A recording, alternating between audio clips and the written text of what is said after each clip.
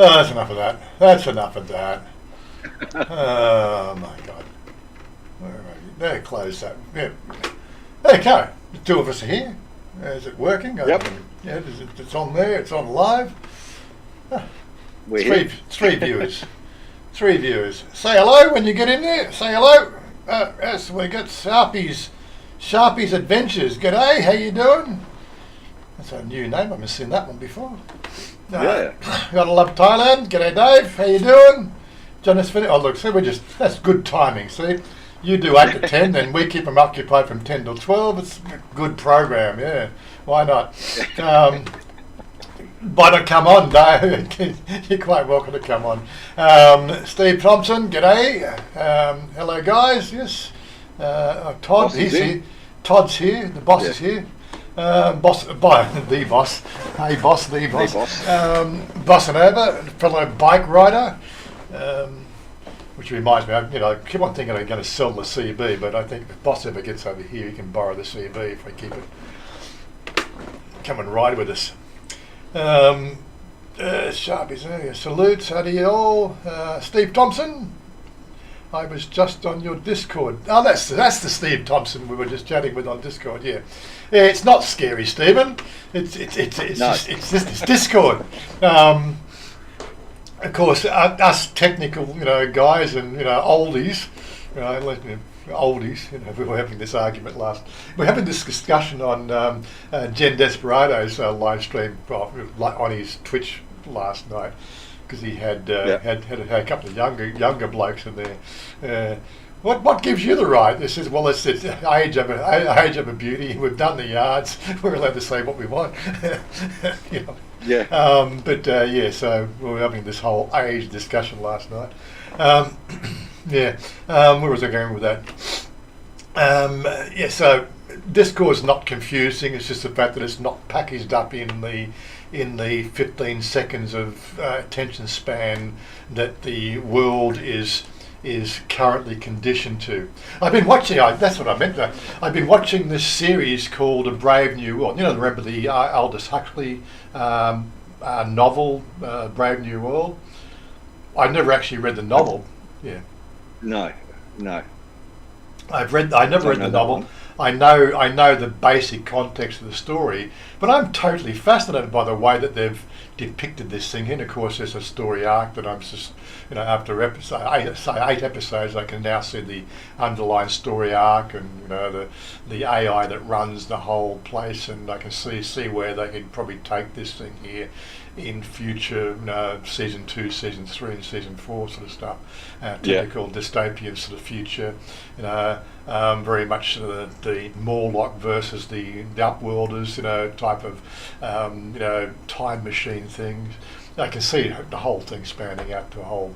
But anyway, I was just watching that. I was just thinking of this, comparing that to our, current sort of lifestyle here, which is the 15 seconds of attention span, or the 15 seconds of fame that we have to deal with, and how bad our perception. Getting back to our topic today, it's the perception versus reality. Yes. the perception versus the reality of what we perceive in our day-to-day living in our life. It's just the whole thing. I get a whole bunch of stuff in my head I can't even sort of articulate right now. Hopefully it'll all come to me shortly. Way to talk what I'm thinking right now. But anyway, who else have we got? Ralph Lewis. G'day, Ralph. He said yes, please. So I got to keep the CB. Malcolm K. I got to take the CB down to the yard on Monday, because I've still got that missing problem. As I think I mentioned a while ago. Didn't they change the injectors or something? No, they changed. They thought it was a spark plug, a faulty spark plug, but it could be all the fault. Because only changed one spark plug. I thought they should have changed all 4. But to me, knowing from my background in cars, it's almost like dirty injectors. Right? Yeah. The weird thing is the fact that they changed one spark plug and the problem went away, which has me sort of now thinking, well, why would that happen? Well, from memory, they also clean the fuel lines out as well. So they did clean the fuel lines out, but it's just anyway. I'll take it back to a Monday and sort of get into a close look, even if I have to leave it there for a day or two. But yeah, well, it's just Chanya's not writing it, so no, nobody's writing it. Yeah, but yeah, so it's just one of those sort of things. But I'd like to get that thing back and running again. Not that I really want to use it, but just take it out once a month, just take it around the block, just burn the cobwebs out. Yep. Was it? We got Dalla. G'day, Dalla. How you doing this afternoon? You're only as old as the girl. That's exactly right, Steve. Right, and she's 30. she's 37, and I'm a gamer. There you go. It's not only the girl you feel; it's the games you play. There we go. Was it? Yeah, Friday night and Friday night and 42 degrees. 42 degrees where? Yeah. We need to know. Yeah, and is that Fahrenheit or Celsius? Is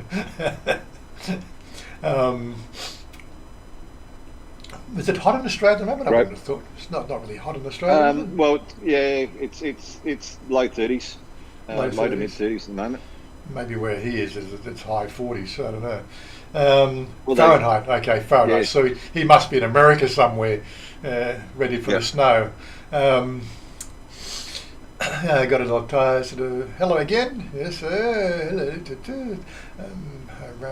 So, hi, I hear you, mate. I made some shorts and immediately lost 20 subs, and 90% of my subs are 45 plus. Time to quit the short. Look. We were talking about this yesterday on Thursday. I met up with a really good friend of mine, Ray. It's actually the first time I've actually met him in person. Ray, there will be a video out. It's a video that I've got to stitch together. But Ray was doing he was a cowboy in Thailand was his channel back in 2016, and he was actually one of the guys. He was instrumental in sort of getting me, in my first few rungs on the board, because he was doing this Thailand vloggers scene roundup every year. Did it 3 times a week, and what was his catchphrase? I watch them all, so you don't have to. And then he would put the 10 best that he felt for the week for that particular show, and of course I got to feature it a few times there, which sort of boosted my channel, which was great. But yeah, finally got to meet the guy. But we go back. We've got a lot of history. We've watched. He's had a bit of trouble with his ex and all that sort of stuff. He was a cowboy. He's lost what they call the handlebar moustache. He's taken that off. And where's the hat? Because that's the thing. He had the hat and the cowboy moustache. But yeah, so it was just one of those things. We had a good chat. We were talking about the whole, scene, and one of the things we were talking about is the stats on my channel. Because he also is involved in YouTube a little bit. For what he does for his business. Won't go into that. There's a bit on the video, so they'll cover in the video. But we were just going through my numbers, and we were sort of comparing what I've got. I've got a spread of audience from the age of 18 through to 60, the whole demographic, with a slightly higher peak in that 55 to 64 group. But out across the board, I've got a fairly sort of even sort of spread of age groups, and so. I think I have a few different angles and topics as well. I got my shorts and so on and so forth. I haven't done any shorts recently because I haven't thought of anything funny to do that fits in a 60-second bracket. You get the time constraint with that. Yeah. Yeah. I'm always ready to do shorts, but it's just one of those things. It's more like she insists on I got to make a video for her. So I record her with the phone doing the TikTok video and then send it to her so she can make a TikTok thing up, things you do for your wife, I don't know. But yeah, happy wife. That's it, that's the way it goes. Anyway, let me just round up a few things here. So Robert Groves is in this house. G'day, Robert. Welcome there. Did I miss 20 in Victoria? Just things are scrolling off. Robert Mack is in. Mm-hmm. Robert Mack's joined us. I could Dilbo. Yes, I was just yes, which one? Dilbo, I call him Dildo Baggins. Come on, get tongue-tied with that one. Kids these days have the attention span. They dog, stick, wait, ball. Yeah. Yeah. When YouTube started, we called it. There was the term the 15 minutes of fame. Now it becomes the 15 seconds of fame. Right? It'll get down to sort of the 15 microseconds of fame within 10 years, I'm sure. Like I did that when we did the live stream last week. That little 2-minute or 3-minute segment I did of the race, got a freaking copyright claim on that. Did you? Had to cut it out. Okay. Oh well, it's only Bathurst.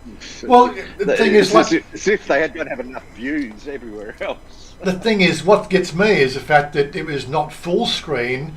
There's more on the screen that's got us. How the algorithm, the content matching ID, is getting very, very smart, right? And there's just no way to avoid it these days. Which is what we were talking with Ray on Thursday, because he's actually involved in that sort of industry. But I said, we looked at our stats, and he says, I don't know why your channel's not 10 times the size it is. And I said, the only thing I can put it down to now is the fact that my channel is registered in Australia, and we have 27 million people in Australia, right? We have an audience demographic of Australian viewers predominantly, even though 23% of my viewership is actually American. Won't go into that. Yet, because it's registered in Australia, it's, and all that sort of stuff, it just ranks badly because the advertisers don't give a damn. Right, so it's all the advertising dollars that they can't. An American company is not going to want their ads in front of an Australian audience because the Australians aren't going to buy. That's what it comes down to. And so you're between a rock and a hard place with this thing. I can't say I'm an American. I can't change my channel to American. I just got to appeal to the sensibilities of a globalized audience. That's all I can do, really. Which is now the biggest thing playing in my mind. How do I increase my reach and viewership so I can get that wider demographic audience so I can grow my channel?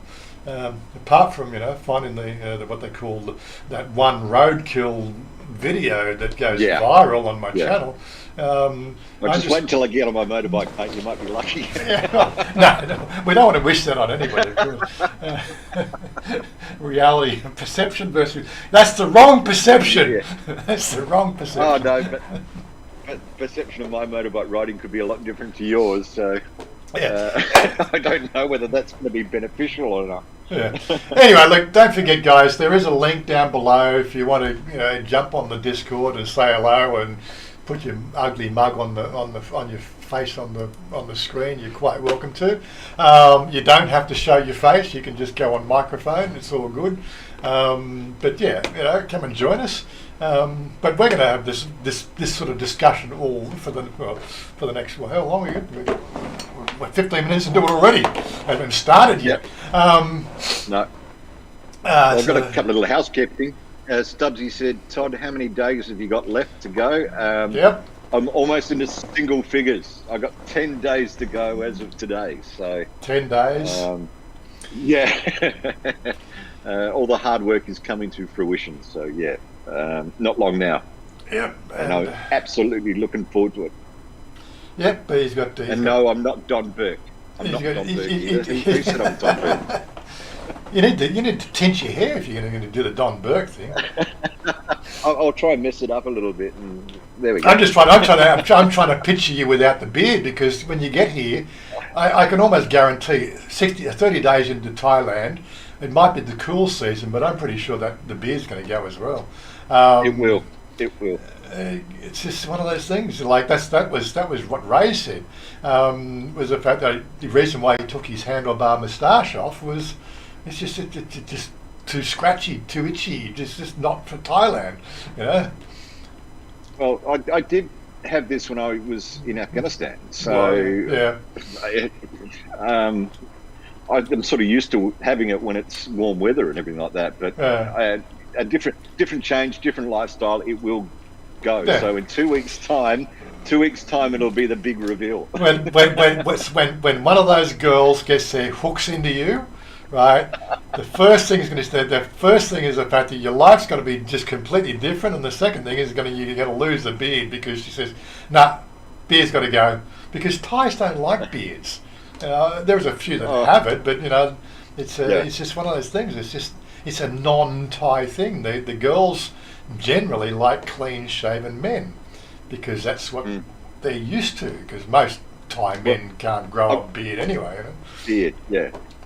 But I'm going to keep it. That's going to be my barrier way when we go out. Oh, right, okay. Do you think I should get a stick on one? Should I? Yeah. Susie wouldn't recognise you if you turned up with a beard, mate. Who are you? Who are you? Yeah, so look, jump on the Discord, guys. You're quite welcome to come and sort of have a chat with the panel. I know, Mark's there. He's just being too slack right now to come on. Niall's there. I'm pretty sure Niall knows how to use the Discord as well. Slacker. Come on and say hello. Otherwise you're going to have to put up with us for the 2 hours. Great looking beard, he says. All right. It is manicured. Right, Ralph's got the answer there. The facial hair tickles their thighs. How does your facial hair get in their thighs? Tell me, I don't understand. Am I slipping over or something? Todd Austin better do some manscaping. Manscape, yeah. Manscaping, yes. Yeah, manscaping. Got to go for the Don Johnson look. The I don't have a double chin, Stubbsy. I do not have a double chin. I do not have a double chin. And that's not the reason I grew a beard. I grew a beard because of the environment I was working in. So it stuck with me. And every time I shave it off, I really get shitty with it some days. And I shave it off, and that's it. Because then I miss it, and I just let things grow again. So I really get shitty with it some days. Wait, let me just mute it. Okay, Steve. Sorry, I just need you to just turn off the sound on the YouTube so it doesn't feed back, and we'll bring you back on. Give you 20 seconds to do that. I just noticed he turned up in the other. He turned up and he's disappeared again. Yeah, I was just moved it back into there and moved into. We're in the wrong channel actually. What we should do is we should go to the right channel, shouldn't we? On air streaming. Hold on. Be with you in a second. And go back there. Pop that out. Video. There we go. That was me. I was in the wrong channel this morning. That's all good. It's all good. Right, and technology works sometimes. But we weren't on the ball this morning. We were talking about coffee and other things and bits and pieces, and then there was like 5 minutes to go. And I said, "You got your music ready?" Wasn't music? What? 5 minutes? Jeez. Yeah. So this is what we're going to talk about today. But everyone got that was it. That was a bit of a plug for that one. But yeah, would you stay on top? That's it. Yeah, we'll get to that shortly. But anyway, so Steve, we've got you plugged in. Let me just take you off the mute now. So hopefully we got you. Okay, we got you there, Steve. Awesome. Can you hear me? Yeah, we can. Yes. We can. Good.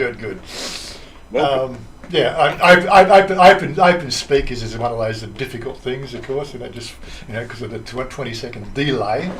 We're having a bit of a chat there on the introduce yourself text channel there, so we got a bit of a heads up. But we talk. This is why we don't get too many things posted on the actual text threads, because most people just come in and have a chat. So hello, Andy and Todd. So Paul A. Yep. Yeah. Don't worry, Steve. Yeah, I said, it's all a learning experience with Discord.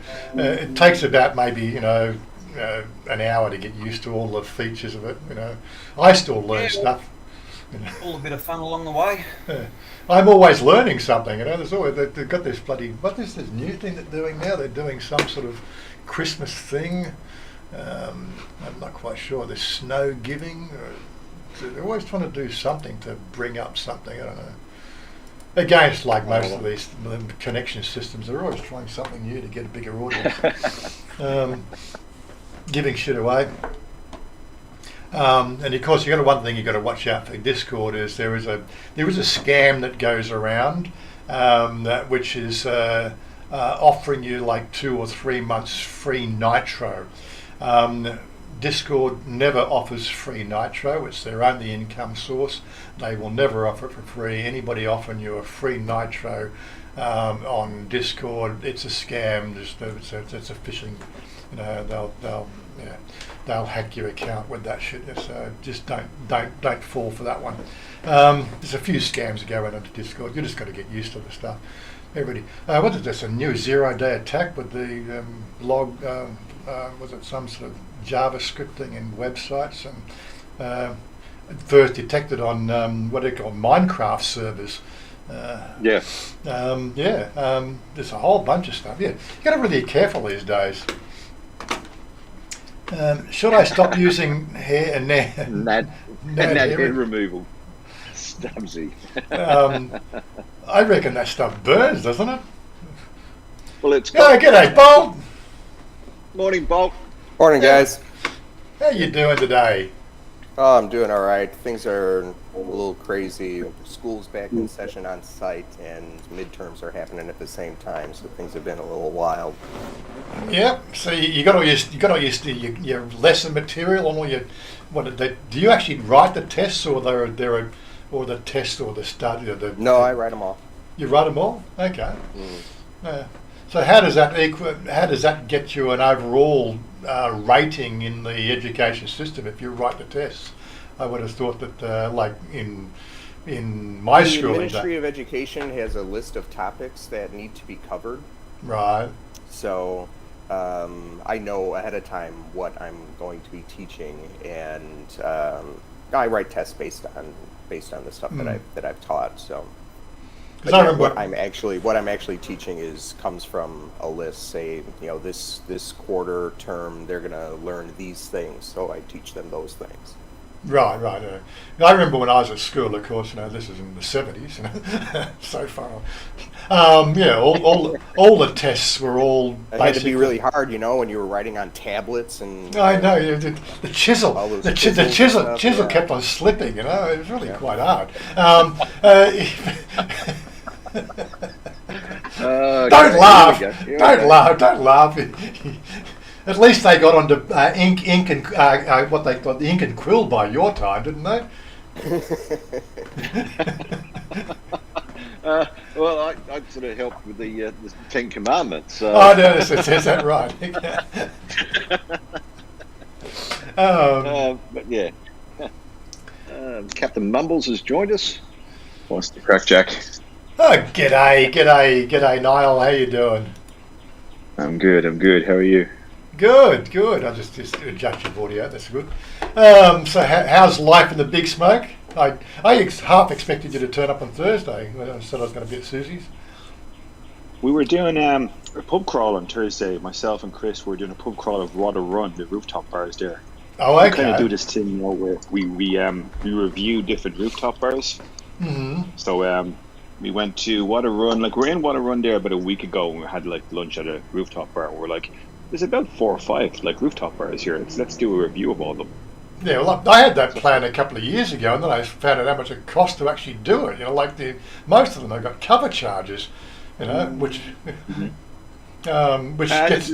There's no cover charge, but like it's like 300 baht for a beer. It's crazy. Yeah, you're either paying $300 to $400 baht for a beer, or they got a 200 or 300 baht cover charge. And there is one overlooking the river. I think Sonny went to one time had a cover charge, and the price of the beers were just excessive. He thought that the cover charge was 2 free drinks, so he went up to the bar and ordered a couple of glasses of champagne. He'd never do that again or something, because they charged him like over 1,000 baht for the champagne. He says, I thought the first 2 drinks were free. Oh, only from the list of, get the idea. I thought of doing the whole rooftop bar scene quite a while ago, but then I found out how much it actually going to cost to do that stuff. I'll let you do that one. Well, that's the thing. Like, we're kind of trying to do the different rooftops that are kind of like some that are expensive, some that are not as expensive. So I think we've done like 3 different ones now. So it's like the first one was a really cheap one. Actually, it was just there in Tong Lo. It's not particularly high. It's like about 7 floors, something like that. So it's not particularly high, but it was like 140 baht for like a pint of beers. It's not too bad, Yeah. Paul A's asking a good question there. Hey Warren, do you ever get asked to do a video with Joe and Gift, or Chuck and Paige, or Chocolate Man? I've never been asked. I do know them through, we have a professional, relationship at sort of level. I've met all of them. Actually, no, I haven't actually met Chuck and Paige yet. Of course, Joe and Gift, I've met them quite a number of times when he was living here in Bangkok. I met Chocolate Man down in Pattaya at Ken's, what they call 1 year passing, get together. But it's a Chuck and Paige. But Chuck and Paige live at the other end of the country, and although they must drive past here, I'm not the sort of person that would actually sort of, hey, Chuck, drop in and see me. It's sort of like asking for a sort of a plug.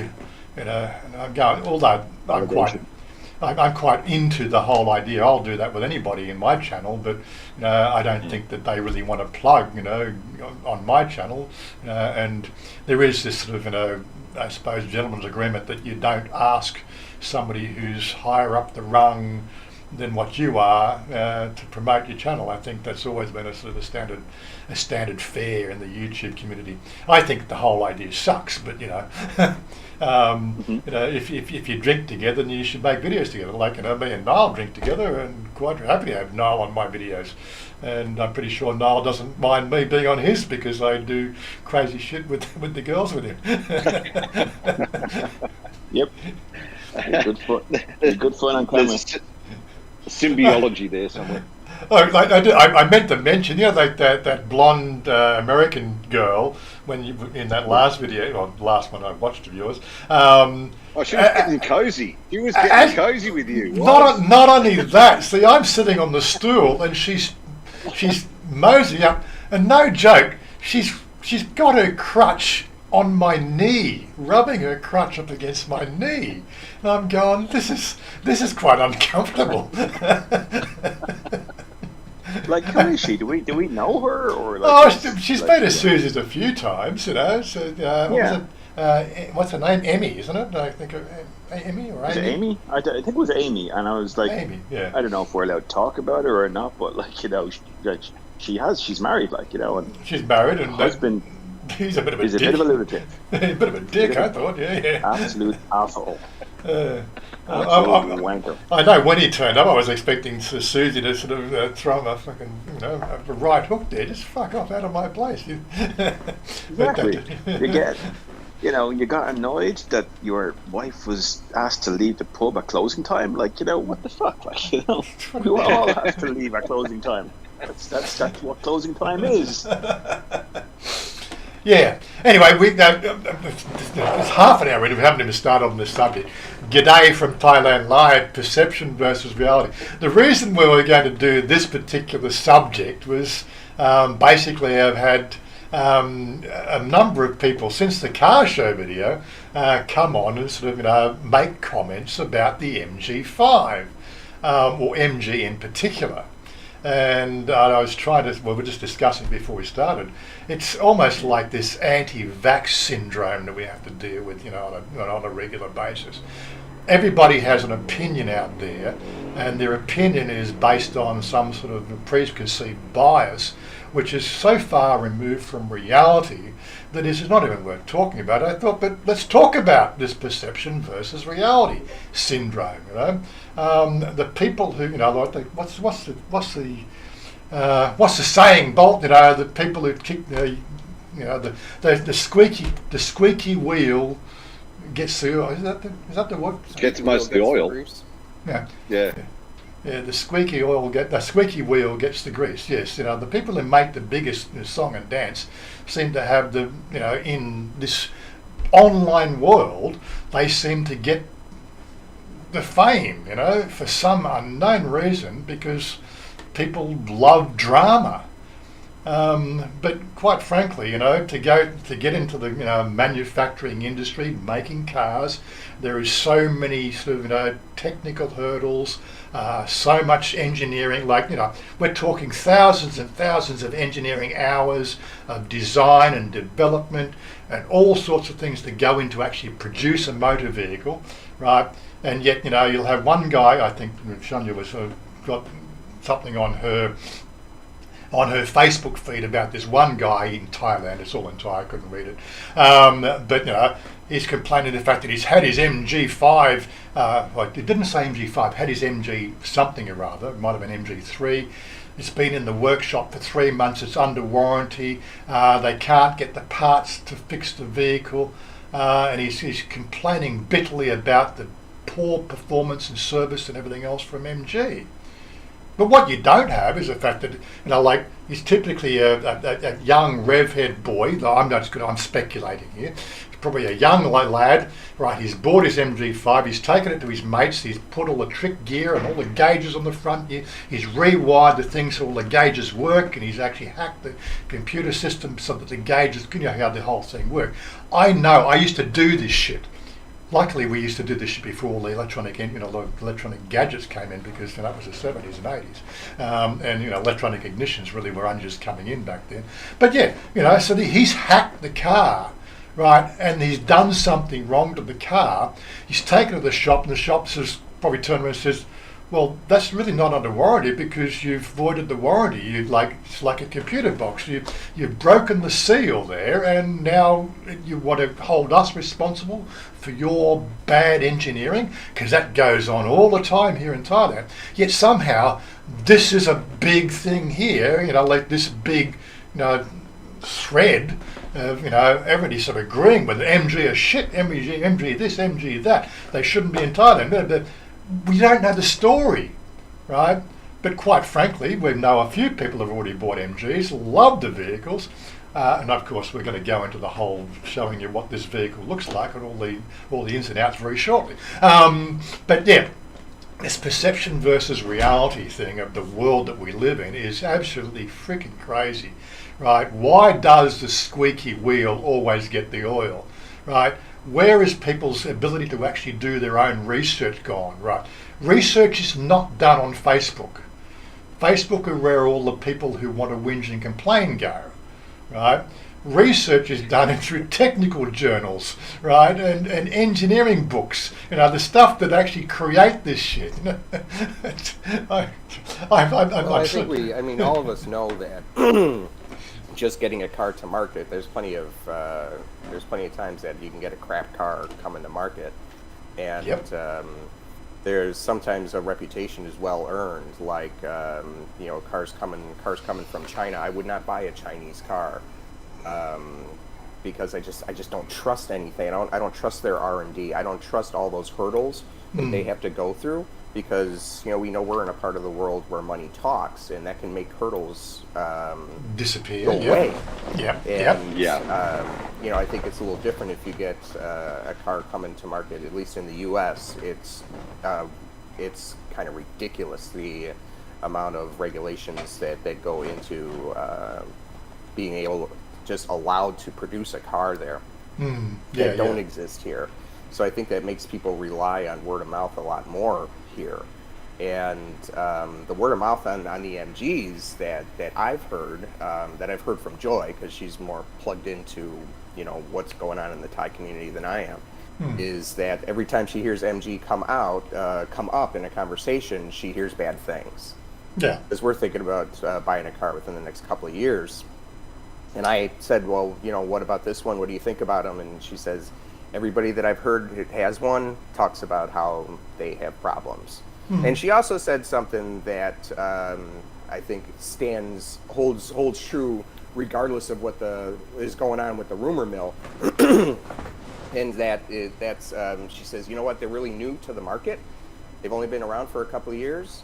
Maybe after they've been making cars for 10 years or so, and they're still there, the company has lasted, okay, then I'll consider them. Give them time to work the bugs out. I think that seemed like a reasonable argument.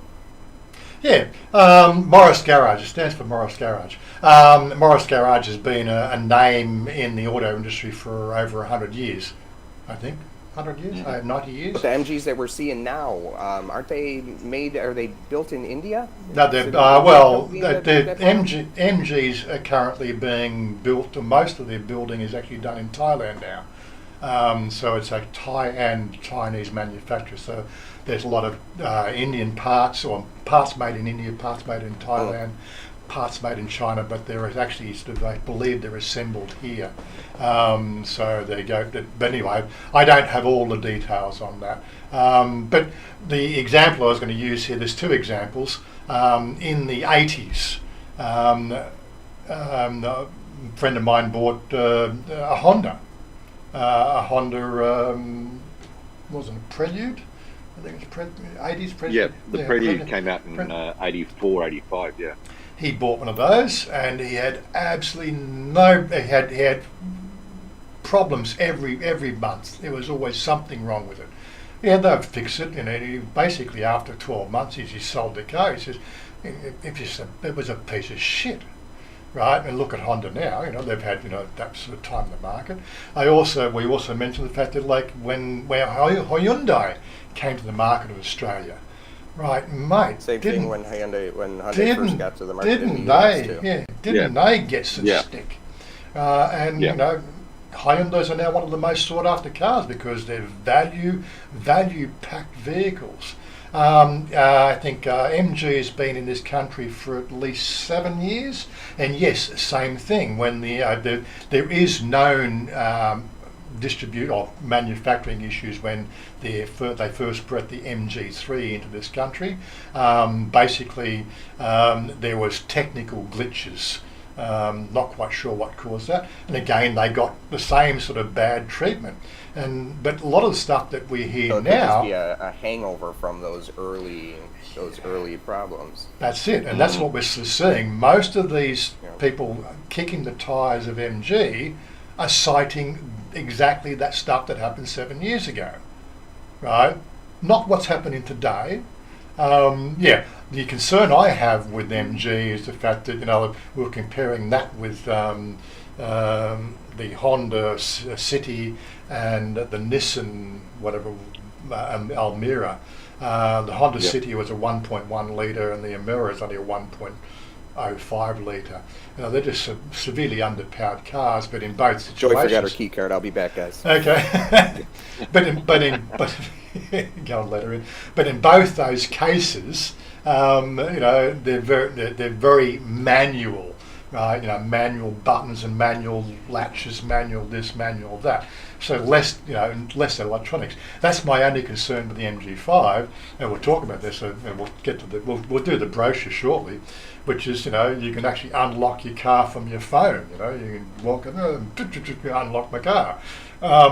God, even now, like I had the Hyundai Santa Fe, and the remote key that the unlock with your key, that broke after 3 years. I had that car for 7, but after 3 years, that remote key didn't work any longer, right? To fix that problem with Hyundai, that was back in the 2000s, required me to take it to the shop, and they'd have to re-engineer a whole set of new keys, right? Because they can't remake the electronic key ignition system or something. That was what I was told. I said, "Fuck it, I'll just use I'll just use the manual key. It's all right. I don't need to go through that bullshit." I think it just fallen out of warranty or something. That's 4 years into it. So, again, it was just out of warranty. So they could have. Did you get it? No, I think. But Is that yeah, the one you tried to kill before we came? no, I got that one before. The spray. Unfortunately, I couldn't get the spray and spray that one because I just could spray it all over the screen. It goes all blurry. But yeah, so this is one of the things. This is one of the things I look at when I go and look at anything. The first thing I look for is when that article was published. And this is my biggest gripe with most blogs and even news sites these days. They're failing to cite the actual publication dates. How does that even give it any validity? Honestly, you need a publishing date. I was reading one thing from the MG. It was published in 2016. Somebody kicking the tires again. And I'm going, but that was 2016. It's now 2000. That's 5 years ago. The car's out of warranty now. But anyway, let me go back and read the threads while. Had a couple of new commandments. Had a couple of new commandments for us. Yeah, okay. Okay. That was from the. Sorry, we were talking about 10 minutes ago. About 15 minutes ago now. Was Yeah, I know. That's it. I'm terrible. Well, I got to shoot off, man. I'm getting just about to get the taxi up to Pattaya, so I'll. Pattaya. Oh, nice. You're gonna do some videos from Pattaya. I am Pattaya. Good. Well, the bars aren't open. The restaurants. The restaurants are open. Restaurants are open. You're I- going to the restaurant, Niall. Yeah. Yeah, The restaurant. going home from Susie's on Thursday, I rode up Soy 11 there. It looks like somebody's it looks like they're trying to refurbish the Australia bar. But I couldn't believe how many things were open at 6 o'clock at night. Oh my God, that's not a bar. That's not a restaurant. That's a bar serving hot dogs. Oh my God. And the hot dogs are optional. Hot dogs optional. Hot dogs are yeah, optional. sure. Yeah. Okay, Niall. Catch you later, buddy. The rest of the stream. Cheers. Thanks, buddy. Catch you. Niall goes to each bar twice just to be sure. to be sure. So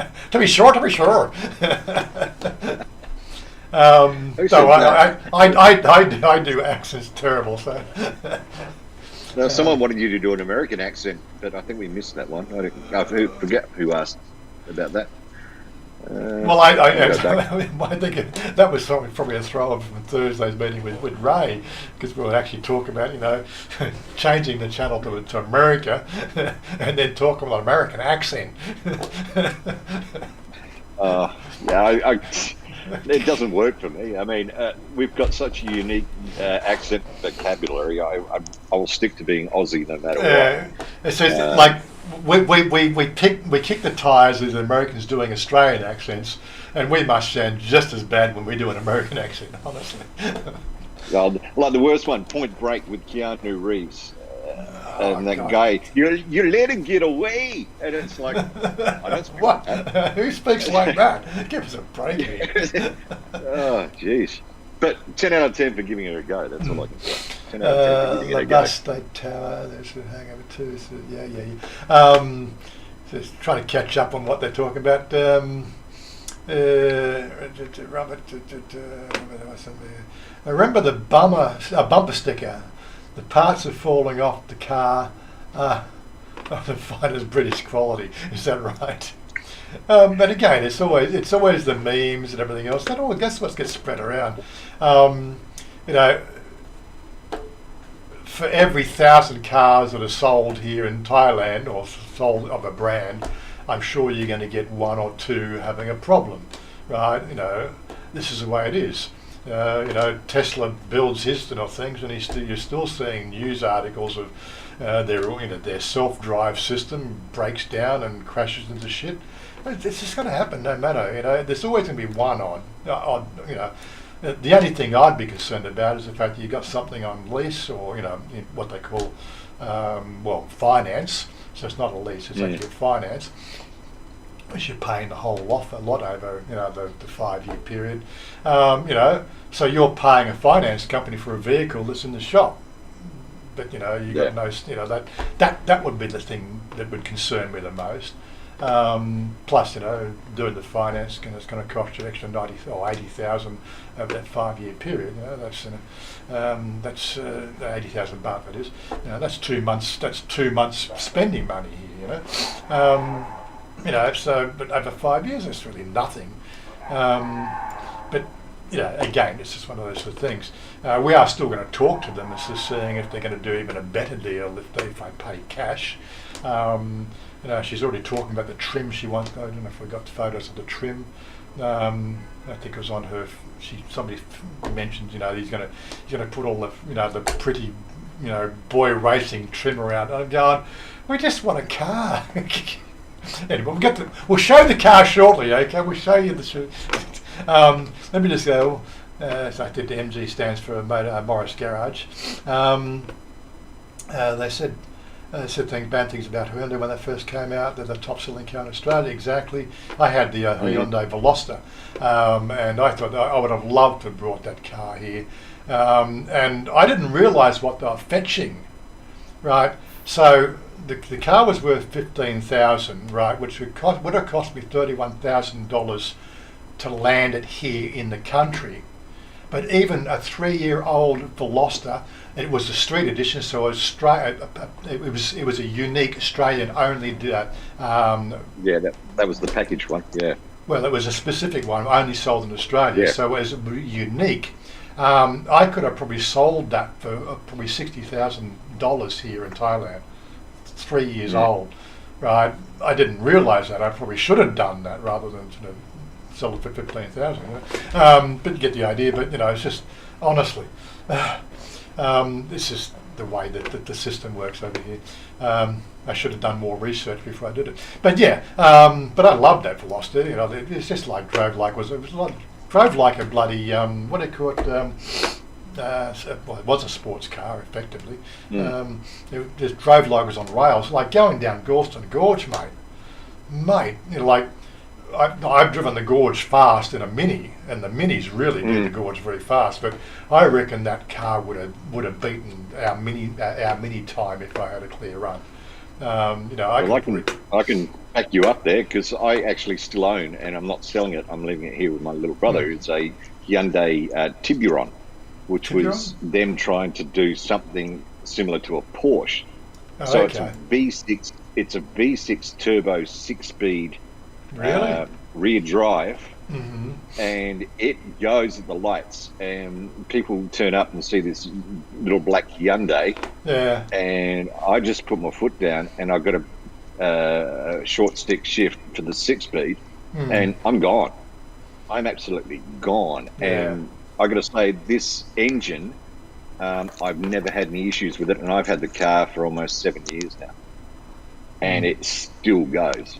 So, yeah, Hyundai had the bad rep when they first came out, but geez, they worked hard to get that rep back up and to change the perception. So, is the same thing happening with MG as Bolt was saying earlier?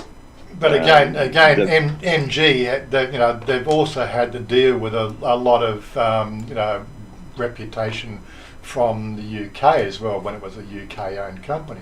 So they've had a double whammy of it. But like I looked at the car fairly seriously, and I'm going to look at the car again before we finally sign on it. I do want to take it for a test drive. I do want to do a number of things before we finally sign on the dotted line. And it's all going to come down to, what deal are you going to do? Like you want our money, right? You're going to make it worth our while, But yeah, this is just something that we're dealing with right now, sort of, But we have decided with the MG, we are going to get the MG because it really just looks fucking slick. Let's move. They're doing some decent things to combat those problems. They got a good price point compared to the other cars that are on the market, and their little SUV is a decent looking little car for sure. Yep. Michelle's got the SUV and she loves it, and she's had it for over 12 months now. and hasn't had a single thing go wrong with it. But just looking at the car itself, there we go. We've got on. Let me share it with you guys so you can look at it directly rather than the delay screens. There we go. Go live. Actually, let's do the different go live. I'll just give you the actual window. Change windows, just so you don't have the little sidebar on there. Yeah, so it just looks neat. You know, it's got this angry looking front end on it. You know, it looks hungry. Hungry for the road. We're going to be looking at the top line model with the sunroof and the 17-inch rims, which is what we're looking at here. So it's got low profile tyres. This is the yellow version. I don't like the yellow version. I do like the red one. We have got our heart set on red, and they've got red in stock. We'd have to wait 4 weeks for the grey version. And I think there's an 8-week road. There's another colour as well that's on the market, which has got a 12-week wait or something like that. But the red and the yellow are in stock at the moment. I just think the yellow actually reminds me of the Holden Monaro I had back in the 80s. And yeah, although I had a canary yellow Holden Monaro, you still had that, mate. but nobody laughed at me then. Nobody laughed back then. Like with a V8 under the bonnet. You know? You're worth an absolute fortune now. Yeah. Mm-hmm. You're a bit scratchy there, Steve. What are you doing with the microphone? Oh, it's just off the laptop, mate. Is it? Okay. Yeah. Anyway, it's just a bit scratchy. We'll have to sort of talk. If you stick around later, we'll see if we can sort of fine tune that. We don't have time to do that now. Yeah, so let's have a look at the 360-degree view. You know, I thought this was quite nice. You know, again, I'm impressed with the fact that they got an English and a Thai version of the website, and the English version is all done properly. So there's the exterior.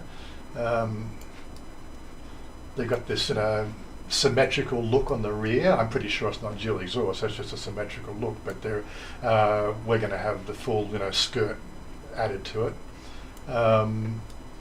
They got for some reason I think the interior's got the scroll on it. It's got we looked at the boot. I think the video we did sort of showed the fact that the boot sort of fold down everything else. It's quite spacious inside. Interior, yeah, that's right. We had the interior. Again, I'm a bit cautious about the digital display work because it's another computer system that can get a virus in it or whatever. But outside that, it's got all the controls on the steering wheel. I didn't look at how many airbags it's got on it, but the trim looks that nice. Should be in the specs. Yeah, I'll get to the specs shortly, but the trim looks nice. I'm not quite sure whether that's the trim colour for the yellow one or the red one. If that's the red one, I do like the red trim on it. It just has appeal. They've done everything right in my book. There's the look and feel. It feels like a new car. Identity of design. Design reflects the driver's beyond image. Yeah, this is all just marketing hype. The 17-inch rims, as I said. All-wheel discs. Electronic control. There's the sunroof. Again, the sunroof there. Nicely done. Let's put you over there. And more of the photos inside.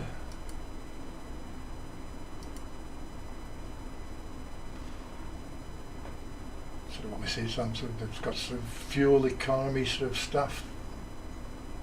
6.8 litres. Looks like they've done a nice job. Bluetooth connected, so that'll be fine. I won't have to use my little dongle. I can be able to move the dongle into the Fortuner. But yeah, again, I just think that they've got a lot of nice stuff there. It's just it's a slick looking car. Airbags. airbags all It's got round. curtain airbags. Yeah. Mm-hmm. So that safety is is a big consideration, and even the light. This is the thing that I probably have a little bit of an issue with, the unlocking your fucking car from a smartphone. Maybe I'll even disable that simply because of the fact that I don't want. Although my phone's safe, I'm concerned about somebody like Chanya putting the app on her phone, then clicking on another app that's going to give somebody access to her phone, then get the idea. I'm very cautious about what shit I fucking load on my phone, and I know what to look for. I've been doing IT security for so long. But yeah, it's got a nice sleek line. It just looks like a really nice looking car. What else we got? Design. That's right. The white was the one he's got to survey on 8 weeks. So there's what different colours we got? We've got black, white, and black, and grey. So it's only there was. Yeah. Yeah, I think the charcoal's in stock, but I can't remember. X and D trim, X trim, yes, that's the one we're looking at there. And the red looks quite slick. I like go fast red. It'll match the boulevard. That's all I'm concerned about, was it? Yeah. Actually, I got you crackling up as well. Why is that? Is that coming through on the live stream? I hope it's not. Maybe it's me. Well, I can hear you crystal clear, so. Everybody sounds clear on my side. Yeah, it's not coming through clear on my headphones itself. That's a bit of a concern. I'll have to wait for anybody to say how's it coming through on the stream, because I can put up with it in my headphones if the stream's sounding all right. So if there's wait for them, Ferrari XU1 sells for 194,000. Yeah. Wow.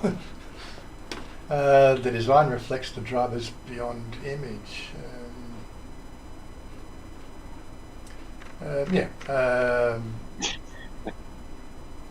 Wheels, grills, the 17-inch alloys. Again, nicely designed. Now, I'm not trying to sell it to anybody. I'm already sold on it. No. What was it? Specifications. So the X model, 17-inch alloy, 215 by 50 R17s.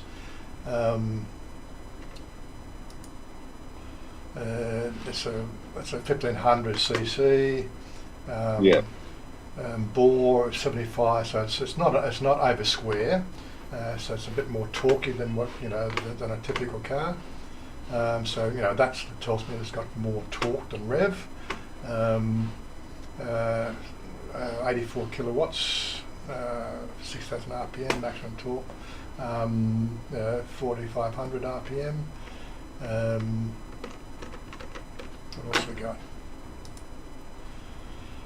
Gear ratios are all the same. Of course, we're getting an automatic. We're not getting a manual. So it's an 8-speed automatic transmission. It's almost like a constant velocity. Yeah. Rack and pin electric and controlled EPS. Minimum turn and radius 5.6 meters. Front suspension and McPherson struts with stabilizer bar, torsion beam. Ventilated disc brakes, headlights, interior colour black red, so that's where we got the black red interior. 6-way adjustable driver's seat. Yeah, I couldn't work out how to bring the seat forward. It's just this button here. Oh my god.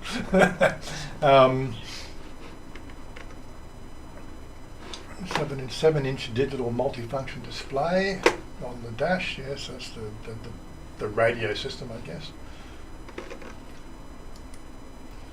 Safety, all standard. It's got cruise control, which would be nice. It's been a while since I had cruise control. So we've got side curtain airbags, we've got 3D around view mirror.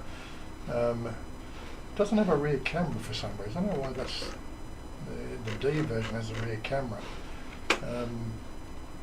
Maybe Might be something to do with the mouldings or something like that. Could be, yeah.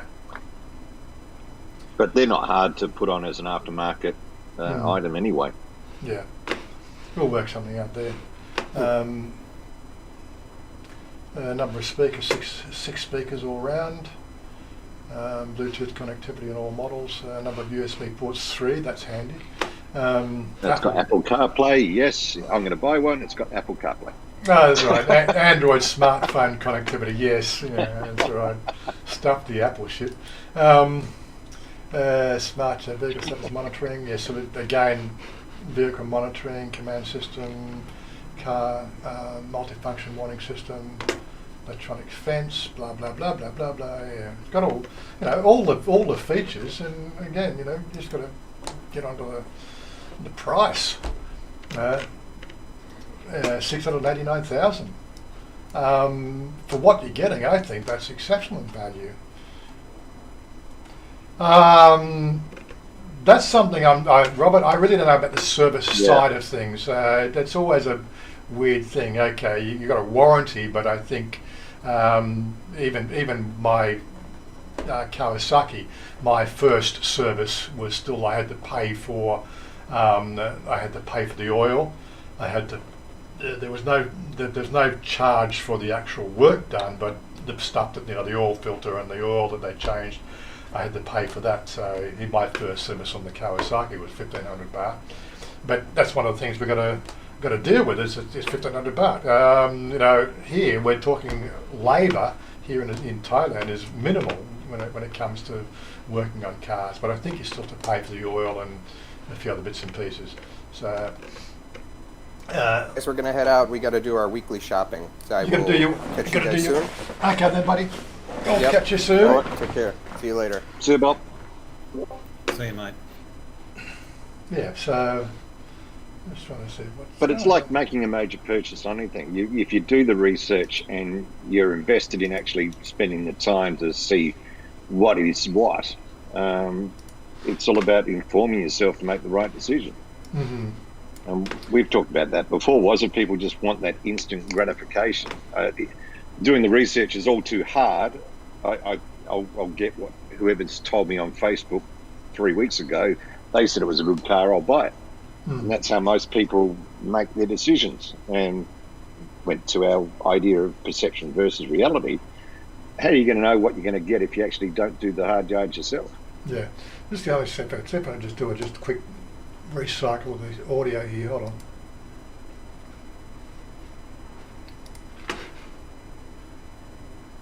Where are we? It's obviously not affecting anybody on the stream, but it's really just driving me nuts. Input device. Via your headphones, yeah. Let's input output device. Let me go to here. So check 1 2. Check 1 2. Okay, I don't hear you now, but go back to there. Check 1 2. Check 1 2. No, okay, so it's. How do I sound? No, so it's obviously it's something that going. My headphones have decided to, it does this every so often. I don't know what causes it. I just got to do a complete, restart of my computer and it goes away. Just trying to see if I could work around the problem, but I don't think that's the case. It's obviously coming through the audio system of that I use here is to do with my mixer. Although it's not coming through there, so again it doesn't sort of doesn't make sense if it's not coming through here. It's one of those technical glitches. It's one of those technical glitches. It's just I got a reverberation in my headphones. It's like I've got some sort of overdrive coming through my headphones. Just bizarre. The Mozzie hasn't gone in there or anything, has it? No, yeah, it's all right. I can put up with it. It's all right. Just it requires me to do a reset. It hasn't come through on the stream, so it's obviously local loop right? But again, even if I unplug my headphones and replug them in, it throws my sound system out as well, which I don't want to do. Because I'll just stop talking. So it no, doesn't that's all right. It's all good. But yeah, so yeah, the price to me, I can't. Apart from in the back of my mind, there's a lot of people kicking the tires. But again, getting back to this other thing, how much of that tire kicking is from legitimate people that had problems, and how much is actually tire kicking from paid negative sponsorship, from other manufacturers, right? We've got to deal with that shit these days. That's the reality of the world we live in. Toyota, Toyota, Honda, and everybody else. They don't want another player in the field, right? They vehemently oppose the competition because it means they have to lift their game, right? To keep market share. They're going to lose market share, right? So it's quite easy to sort of look. I'm not going to use anybody, a vlogger, particularly, any names, but I know Ethan. He's in Korea now, and he does a lot of what they call promotional work. He's what they call an influencer. And he gets paid to do that sort of stuff. Not that he's going to be paid to sort of bad mouth MG5, but yeah, pay give a vlogger a couple of $1,000. It's cheaper than sort of running an ad, right? To compare your new vehicle against somebody else's, that costs millions of dollars to put an ad together. Whereas for a couple of $1,000, you can somebody with 50,000 subscribers and 10,000 views per month in a particular marketplace, give you $5,000 to bad mouth MG, right? $5,000 is $5,000 to a vlogger. They don't get any money on YouTube anymore. That $5,000, that's good money, right? No, they'll say anything they want. How do you know the bad press is not paid bad? Paid for by these big corporations. It happens everywhere, and this is what people fail to realise. The only way you can really sort of do it is you got to talk to your friends, people you know and trust. Again, this is where I keep on getting back to the whole perception of what we do here. This is a family we have here. If you own an MG5 or own an MG here, on the group here, then talk to us. What's your experiences? All we have is a couple of Chanya's friends who do have MGs who've got nothing but glowing reports for them. They don't have the MG5. Now they've got the MG CRV is one of them. I think another person's got an MG3. I think it is. But yeah, you've got to get back to reality. The people that you do deal with, because as I said, you have no idea what the reality is and why they're saying the things they're saying. Normally you can tell, because they can't keep, like a lie can never be consistent, right? To work a lie or to work a falsehood. I remember that TV series, Lie to Me. There's always ways. Series. Yeah, there's always ways to detect those sort of problems, right? And the mismatch in information. But yeah, this is what we're going to do. It's called human terrain forensics, and it's a great way to work out. If you want to get, and it's a real easy one, and I'll give you an example, and I've used it. If someone tells you a story and it's got a timeline, ask them to tell the story backwards. Yeah. Straight away. Yeah. And you'll find gaps in their story if they're not telling the complete truth, because your brain's wired that way. Yeah, and so Robert's sort of saying he knows two people who own MGs and they both love them. So there's another two positives, right? And again, this is what we see, that direct relationship, right? It's not paid for, There's always going to be a tire kicker somewhere for some reason. These actually, again, people saying, oh, they're made in China. No, look it up, guys. It's not made. Yes, some of the parts are made in China, some of the parts are made in India, and they're assembled, and some of the parts are made here in Thailand, right? If you did your research. This is the thing, it's the perception versus the reality. Do proper technical research, and you find a whole different story.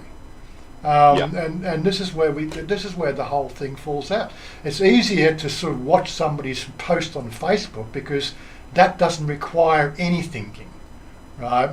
But to actually seriously do some research in the vehicle. Stephen, my name's India and China. But do the research, Stephen. That's all I'm saying. Yeah. Right? What you hear, right, is false. Right? Do the proper research. Right? Not what you read on Facebook. As I told you, my 18-year-old daughter just bought the MG3 for the first car, 17,000 on the road, a 7-year warranty, 7 years on the road. She's had it 3 months now and loves it. Yeah, still 3 months is 3 months, but I expect a brand new car to last for at least the length of the warranty. Everybody that I have a relationship with, like I know, or at least first-hand, direct account, have all had glowing reports of the MG, right? But yes, we have also seen the negative reports. As I said, when we're sort of seeing the negative reports, doing the research, like you find a report, doesn't have a sort of a certification date, you take sections of that text, then you Google that text and you actually find the reference article posted 5-6 years ago. I don't know if I do have to tell people how to do research, right? Yeah, you do now. It's the 15 seconds of fame, it's the 15 seconds of glorification, and it's the 15 seconds of effort. Yeah, everything is now based around that 15 seconds. Yeah, when you're about to spend $30,000 on a car, or $29,000 Australian on a car, which is about what I paid for the my Hyundai Veloster. You want to make sure that the money is going to be well spent. And you're not buying what were those things are running around? Those never even heard of the Chinese brand before. How that's going to fly here in Thailand? Who's driving that shit? How many dealerships are where? I've been around everywhere. I've been here in Thailand for the last 12 months, riding and driving. You see MG dealerships everywhere, so they've got a fairly good representation. They've got car shops everywhere. So they're doing all the right thing. It's not like buying a Hyundai here. There is only one dealership in the whole of Bangkok, but people are still buying Hyundai because of the reputation. They're a good car, but you're pulling through the nose for them.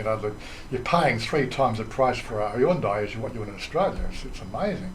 How that works, I don't know either. But anyway, X Nilo, buy the car you like. If it breaks, it breaks. Buying a car you don't because it's reliable is like marrying an ugly girl. Exactly. Except you can't gnaw your arm off. Yeah.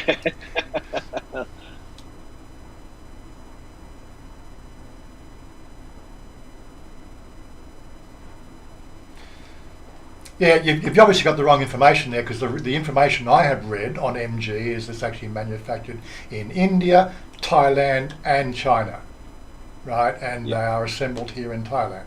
So that's the information I have. That's legitimate information I'm going to stick with, right? So I don't know where you get information from, Stephen, but that's just Stephen. He just likes to kick the tires anyway. And he's not a technical guy. He's an English teacher, He's not a technical guy. He doesn't even know how to use Discord. Well, he does, but not really well. So, when you don't ask Stephen anything to do with technicals, because he's not a technical guy. He's just a typical guy who reads stuff and it fits his bias, right? And that's where you really got to look at things. It fits your bias, Stephen. You're happy with your bias. Your opinion doesn't weigh anywhere in my conversation, because I know the information you're using there is incorrect. Like I said, the text I test drive one, and it was underpowered. Yeah, well, that's the thing. This is one of the things I still need to do. I need to sort of look at the power. The 8-speed transmission. Exactly. That could. But that also may equate to a better fuel economy as well. It's something that I've always thought about. We've got these, automatic and manual transmission cars and everything else. Yet we know that there is a certain fuel efficiency. Why can't cars haven't been built with what they call constant velocity transmissions as opposed to a gearbox? There's always been there. Like you can improve your fuel efficiency of a motor vehicle if you design your motor vehicle to run at 4,500 RPM continuously, or 3,000 RPM, and then use a constant velocity transmission, right, to give you the acceleration and deceleration factors of your car. So the fact that you have a constant fuel economy, over distance and everything else. And again, the EV market, what they call the hybrid market, why they don't have a motor running at a constant velocity, continually charging an electronic circuit, as opposed to power to the wheels. Again, technically far more fuel efficient than what their current design for hybrid is. Yeah. And this is a technical thing. Right, if you studied physics at school and got an honours degree in physics, you'd know this sort of stuff. But I don't see it in the marketplace. But anyway, don't want to sort of create a sort of, we're all friends here. But there's so many things that. There's so many things. Everybody has an opinion about everything. Yes, and I have a bias. I like what I've seen. Everything sort of fits my prejudice, and it comes in red. If it's Chanya's prejudice, it looks nice. She doesn't have a clue about the technical side of it, but it just looks nice. Yeah. And Warren has shares an MG. Sorry. Yeah, right. No, yeah, I was about to say that. No, Stephen. I think it might turn into a pick on Stephen day today.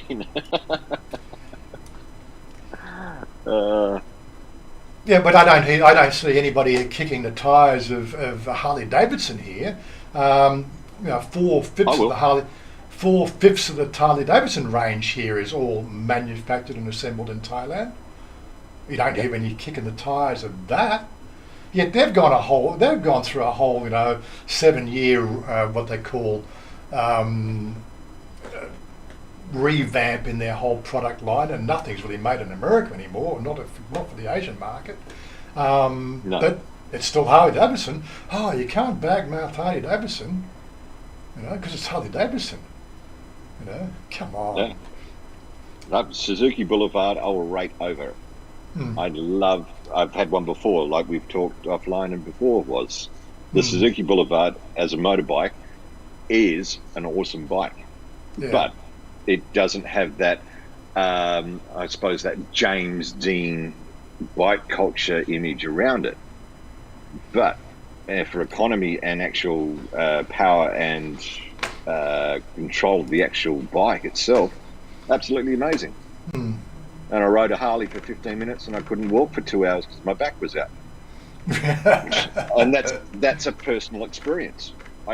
It just sat so rigid that it did my back in. I know a lot of other people will say Harley Davidson fantastic, and this is just my opinion, and it's based on my experience. So that's all I can put across. I was looking for the fuel economy. They had the two fuel economy figures somewhere, but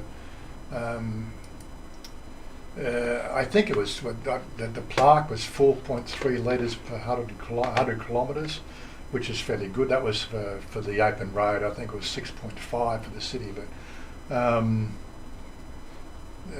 engine transmission sort of. I can't seem to find what I'm looking for, which is the fuel economy.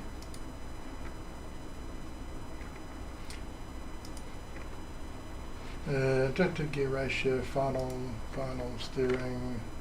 exterior, might be exterior, might be interior, safety, no. Entertainment, yeah, iSmart, no. Can't find it directly listed. Although I've always been suspicious of what they publish of those things. I remember when I had the Santa Fe, they would claim the Santa Fe was 8.5 litres per 100 kilometres in the city, and there was 11.5 kilometres per 100 litres for 8.5 for country and 11.5 for city. And the best I ever got out of the Santa Fe, no matter where I went, was about 13.5. It was probably one of the worst cars for fuel consumption ever. And I'm not a hard driver either. It's just sometimes you just where they manufacture these bloody fuel economy ratings that we'll soon find out. Will we can do a gas conversion? Probably not until 4 years after the warranty is expired, because again it's another thing that can destroy the warranty, unless of course they can do the gas conversions themselves. So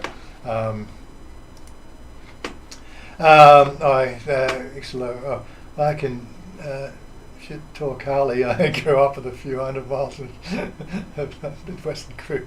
Yeah, look, everybody's going to have an issue. It's all prejudice and bias towards whatever fits into your reality. But will I be concerned if I have to take it into the shop for a service? No, she's actually talking about keeping the Via Bios as well as a third car, and I'm going, really? That's another 10,000 baht per year for registration and insurance, and it's just that this was a lot of money. But again, my biggest concern, we're having 3 cars. We don't have space for 3 cars. That's going to. But yeah, there's another thing we're having to deal with here. But.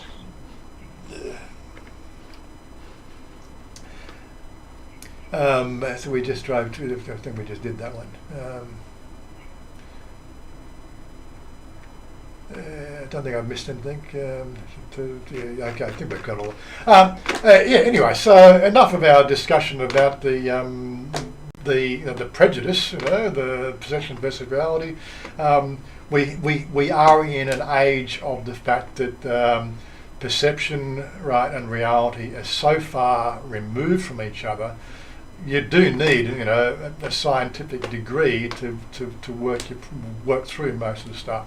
And quite frankly, I just do, if it's on Facebook, the first thing that comes to mind when I see something on Facebook is that's probably the furthest removed from reality, because that's what sells Facebook. That's what sells Facebook ads. We've seen Facebook in the news lately, right? That's coming to light how Facebook works so well. How bad news is what is promoted over the reality and the good news, right? You've got to get. I've said this before, and I'll say this again. You've got to go to places where, information is real. Things like Fizzle. This is scientific journals, right? Now I read the blurbs on this every day, right? This is information from scientists, not from Joe Blow down the road, right? Who thinks his 7-inch dick is going to please women,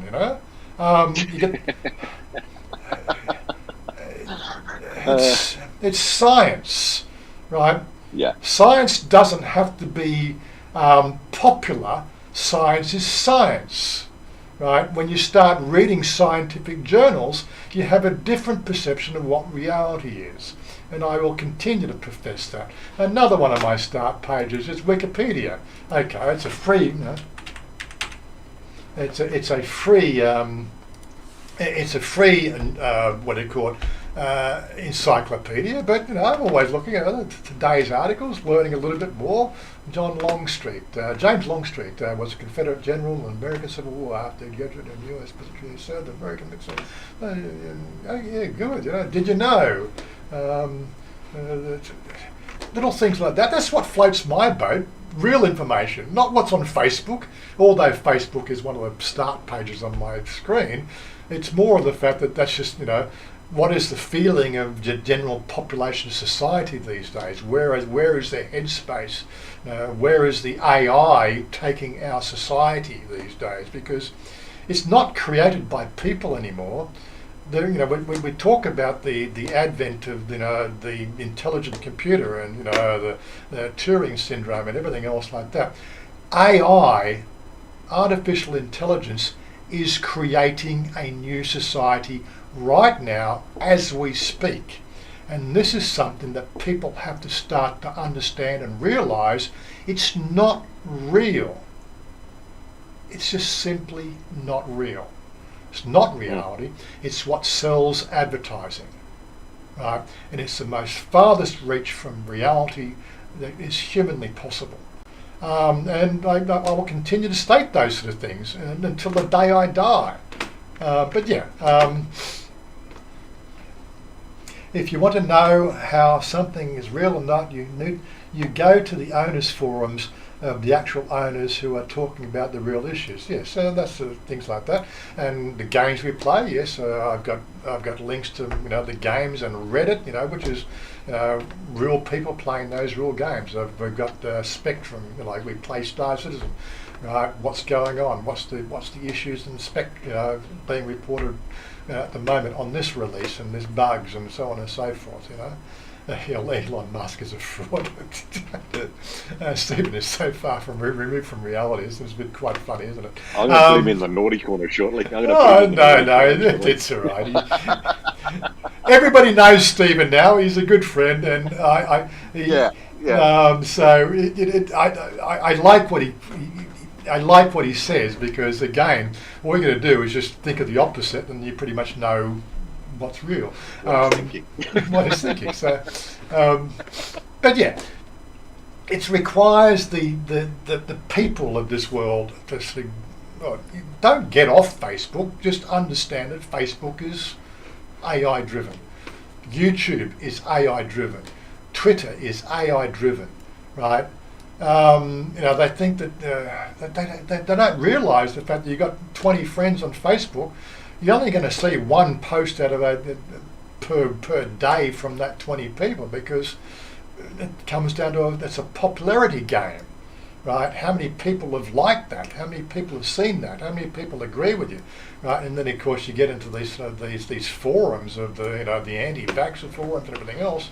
Mate, there's a lot of people liking a lot of shit that is just not real. But hey, Facebook love it because it gives up sort of a popularity thread to it. So therefore, right, it sells more ads. Oh my God.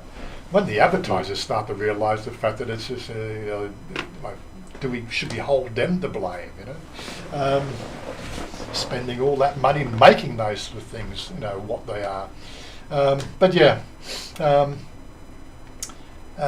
so the end of that rant. I thought I'd just finish up today. We did have some photos here. Right, I did put my photo. I said I'm going to put my photos up. I've actually got my photo up on Flickr. So, showed me the fact that I got to learn to hold the mobile phone camera. I don't know whether I should really, get myself a new SLR, but something I can actually see when I'm taking a photo of, so it makes you a bit more prone to sort of getting the focus right. But yes, this is the place we went to on Wednesday. This is the the Woodland Museum. Absolutely amazing place. I'll continue to say, I love how high this river is. Right.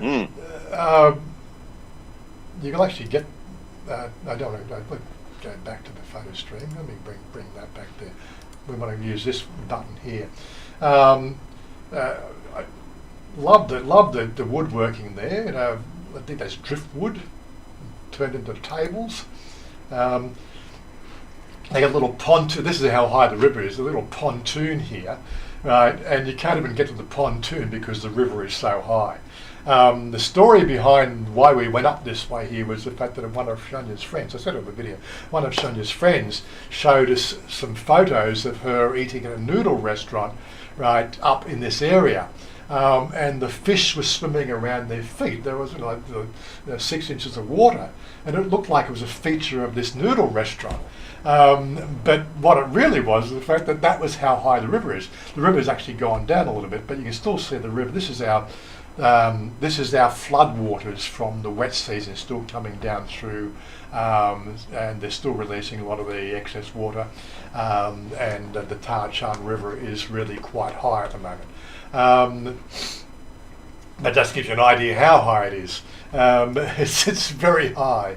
A lot of boat themes around here because they're underwater. So, this is just some of the architecture around the place. Might not have caught it very well on the in the video, but I just thought, like what they've done here is absolutely brilliant. This is just one family. This particularly caught my thing.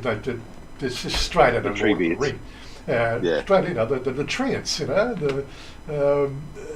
they've done so well.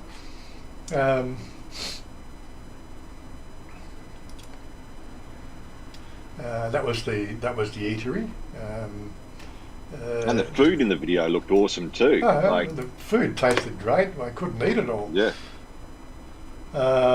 Wonder is furniture. I didn't ask. What we're doing, Rob. What we're going to do? We're going to do when Todd gets his bike. We're going to do another ride out back there, and we're going to do a bit of a loop around there.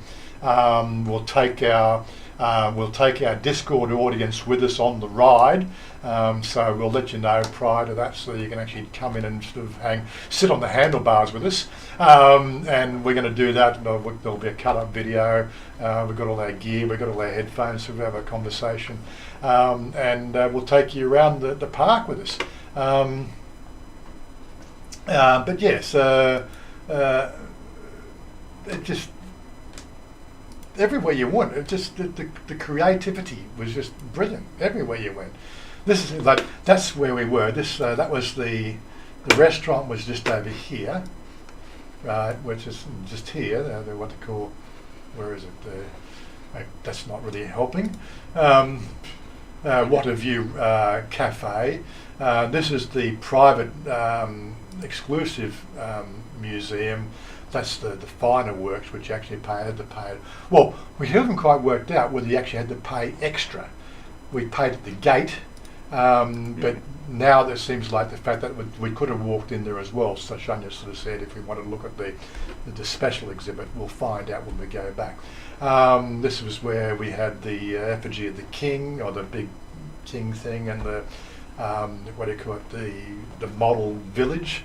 This is where the Christian stuff was.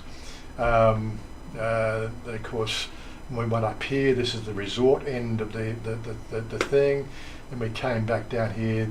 That's still part of the resort here, but then of course this was the walkthrough, which you'll see the photos of in a minute, and we came back down here for the whole walkthrough. But there was other places we didn't really look into because Chanya was feeling a little bit uneasy. Some of this stuff actually gave her spooky feeling because she's really into the ghost thing. She goes to sleep at night listening to ghost stories and wonders why she doesn't sleep well. But I'm not going to argue. But yeah, it's a fairly big estate. The What a View. It is quite a view. Yeah. Sitting out there. Yeah. Nice breast, darling. I should have probably used that one as a thumbnail. That one. But yeah, food was great. That fried rice, bacon fried rice, yummy. We just cruised around some of these things. Obviously, a lot of Americana sort of. I don't know what his thing with India. I'd love to know why he wants to do the Indians and the cowboy stuff. There must be a story behind that. The eagle there, maybe there is an American influence there, but I didn't spend time reading all the plaques. But again, these driftwood things made into elephants. I thought that was amazing.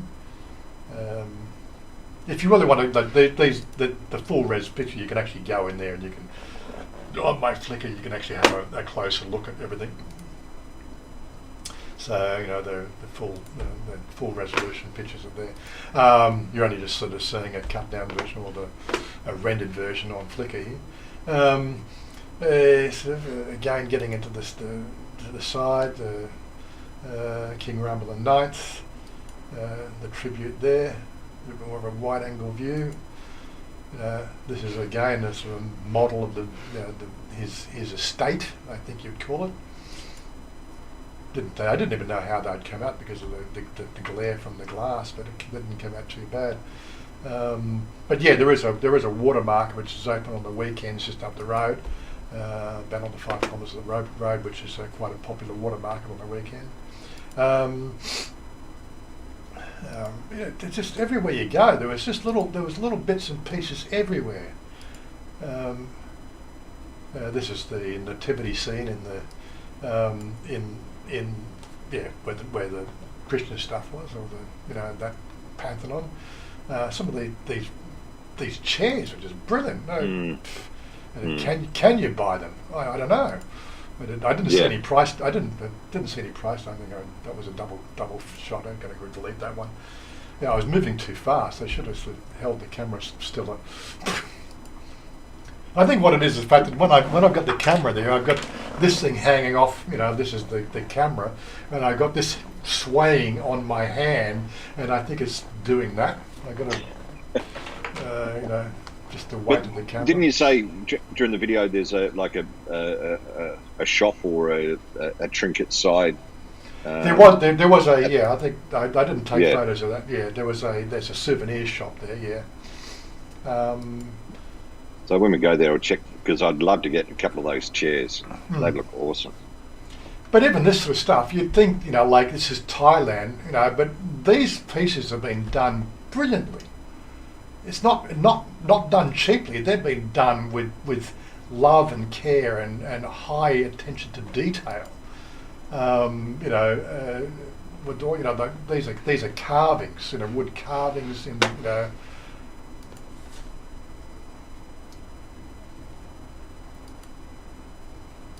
So I did take a few photos of my girl. This table setting, it's all just solid wood. Amazing stuff.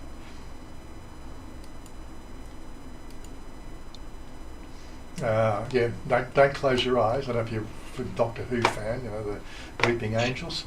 Don't close your eyes. 3 angels in a row. What else we got? This little fountain there. I had to sort of, tweak the audio because I didn't realise that would come through so loud. But yeah, it came through all right after I played with it. Yes, this is the resort area, the pool. There's another little houseboat sort of thing. I don't know whether you actually walk inside. I didn't even bother looking to see if you could walk inside, but there must be more inside here, which we didn't check out. Because there's little signs on the door which sort of indicate there might be sort of access to it. But as I said, she was feeling uncomfortable. The whole place gave her an eerie feeling, even though it was the middle of the day. She actually said, "I'd hate to come here at night," because she just has this thing with ghosts. But I think it'd be absolutely brilliant at night, to tell you the truth. It really would.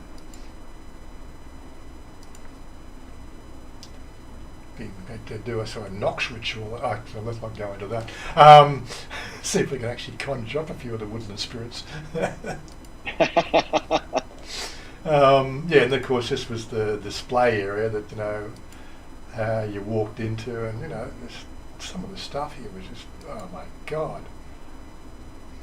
I'd have liked to have spent more time, taking individual photos of each piece, just from. But yeah,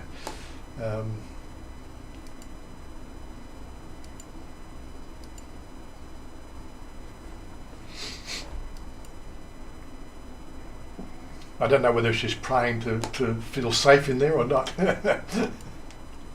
Oh, there's Vishnu there, so. But it was interesting to watch the video and see that it wasn't just Thai stylized.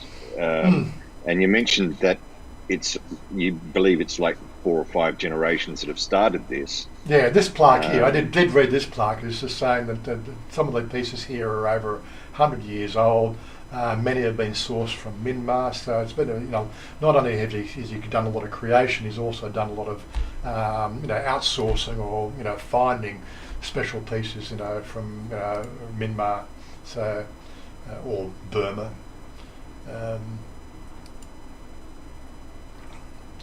But yes, so you get into, there's a lot of Thai stylized stuff as well.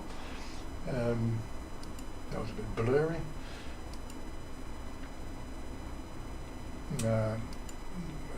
More Chinese, I think it was Chinese. Then you get into these sort of areas here. This is again a bit blurry there. There was a definite sort of pagan ritualistic sort of feel to that. Christ on the cross, Christ carrying the cross.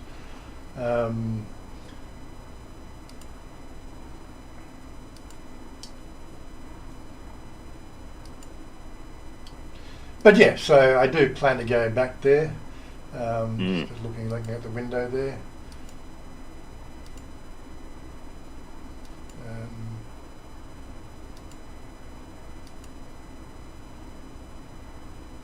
But as you were saying, I wonder how much is made from the driftwood that actually goes past. Yeah, like this little piece here has little glowy little things on the wall. Reminds me of a spirit walk I did down in South Australia, and it was through a glowworm cave, and that was the first thing that came to my mind was this glowworm cave, and they sort of did that like a glowworm sort of cave, Thailand doesn't have glowworms. I'm pretty sure they don't. It's the wrong climate for it.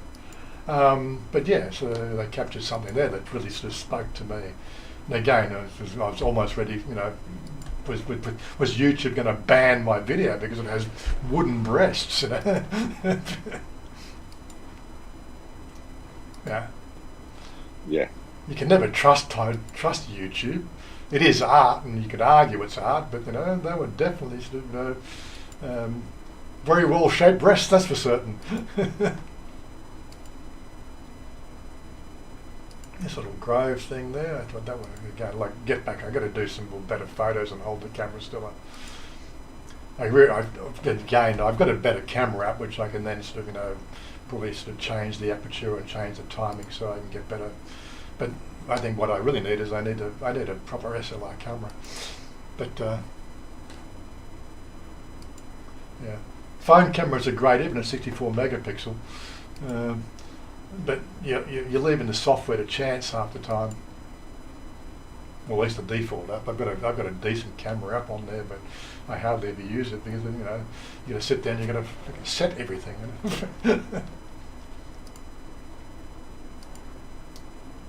Oh, and then of course we're back to Susie's place. There's my mate Ray. He just looks different without the cowboy hat and the moustache. Anyway. That transformation to look forward to when I shave my beard, mate. So maybe I do one section at a time.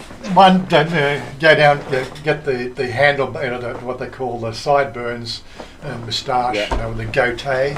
Then you lose the sideburns and stick with the moustache and the goatee, and then maybe remove the goatee, and then I'll actually do it live on stream the second Saturday I'm there. Is that right? Yeah. All good. The reveal. Okay. Anyway, so quarter to the hour. What have I missed? Anything interesting with the conversations going on there?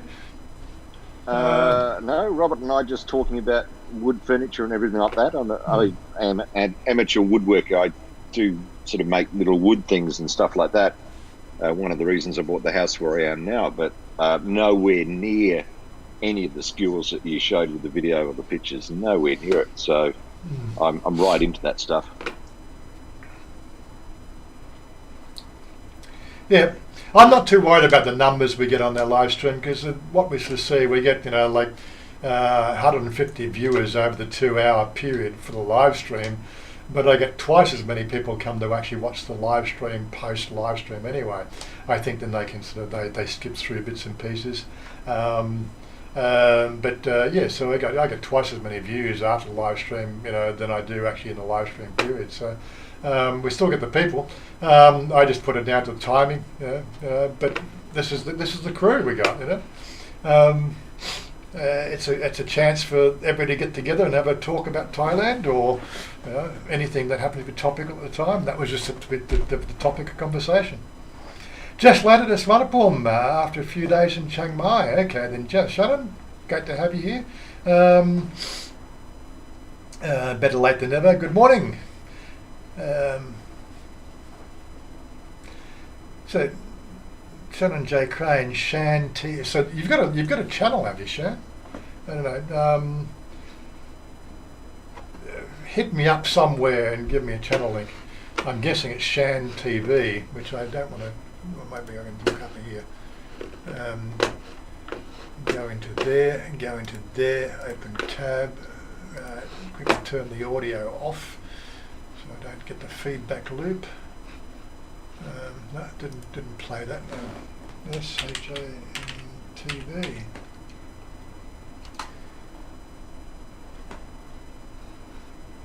Shan TV, 306 subscribers. Is that you, Shan TV? Because there's a few. There's which one's you? Kicking up the channel on January 22. Oh, okay. So I've got Shan TV, one video. Yeah. Send me a link so we know where you are. So if you're going to kick off a thing, so we can give you a bit of a plug when you get over the stage fright of talking to a camera and using your phone to make videos and always looking at the screen and not the camera. We get used to that. Always remember to look at the lens. Yeah. Yeah. I know. I remember doing it even with this camera and this camera here. Because it folds out like that, and then you flick it over like that, so you do the FaceTime, right? And you always find yourself looking here and not looking here, and it takes a lot to get over that little thing. But yeah, almost as much drama as the aviation manufacturing. Hold the phone the right way. Yeah, that's right, and we don't want Facebook videos or TikTok videos. We want YouTube videos. Hold it horizontally. Yeah, my 10 tips for having a good YouTube channel. I got 10 subs and would start streaming, but Google says I need 990 more bastards. No, actually, you can actually start streaming to YouTube with 10 subs.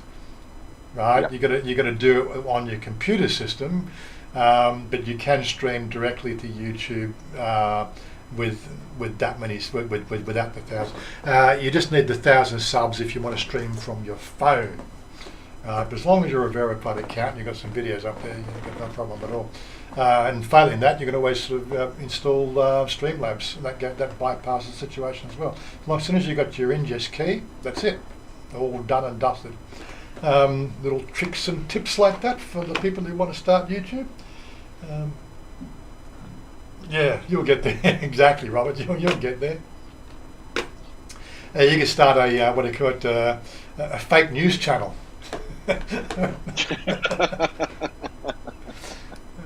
I was reading up the other day is of the background. The Juice Media. It does all the satirical, news pieces on Australia and around the world. Yep. His background is actually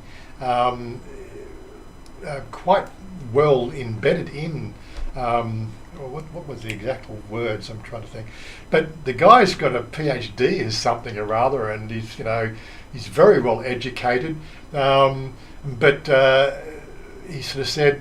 The best way to make change is to bring satire into the real news, right? Because the stuff he's highlighting is actual real points of view. But if you did it in the style of peer-reviewed articles, which is his field of expertise, right? People wouldn't see it because people don't want it anymore. They want satire. So I've got to think about how can I bring satire into my channel. I don't know. Maybe I can boost my channel with satire. I don't know. Anyway, more thoughts for another time. So Shanta, yeah. So when you hit me up big time, give me a ride on your company Gulfstream G series. Okay. Anyway, so what is it? As soon as what was it? Should I do? I am buying an MG. I suppose he's now going to buy an MG. We've As soon converted. as his YouTube channel gets popular, he'll buy an engine. Oh, right. Okay, that makes the Yeah. sense. Yeah, Yeah, Stephen, just stick with the jokes. It's all right. yeah. Stephen's jokes, yeah, that's satirical, isn't it? Yeah. Usually it's Stephen and Dallo head to head. You know who can do the. Yeah, all I'm the probably wait, but Dallo left earlier. Yeah. We're going to get the timing right so they both come at the same time, because that becomes quite amusing. Sort of, and that's when the viewership goes up live, because everybody comes to see the two of them having a go at the satire. That's what we've been missing lately, isn't it? But anyway. Oggie's very good at satirical comebacks, so we've got to wait for him to settle into his new house so he can come back on. Well, he did. He popped in earlier this week, but again, he's just I think he's got a little too much distraction with Mum in the house now, as well as the whole move. He's still having drama sort of selling his old place, from what I understand. So Okay. throwing a few curveballs at him. He can't install Star Citizen, so for some reason the installer keeps bombing out halfway through. We've got a couple of workarounds, but he needs to be online for 8 hours for me to work around the problem. I've already sort of created a torrent for him, which should bypass any direct streaming download from the site. So he can sort of download the torrent, unpack that into his directory, and then he only really needs to run what they call the game update, as opposed to let the game server install the whole thing. But that's not a technical thing. But he hasn't been on to actually pick up that torrent, or even me mention the fact that I've got to try. I gave him a link to it, but his life is just completely in an upside down world land at the moment, with the whole buying and selling and all the stuff he's had to deal with.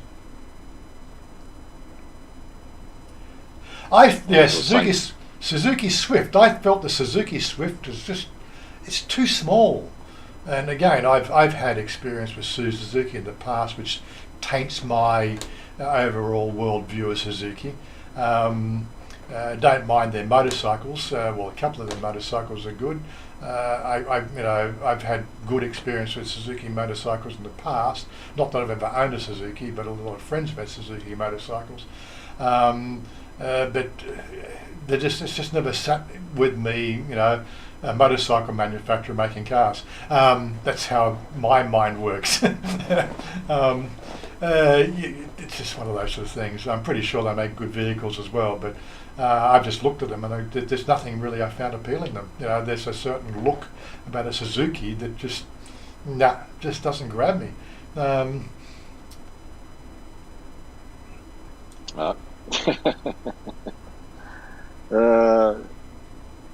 Yeah, so you'll be the funniest guy on the unemployment office.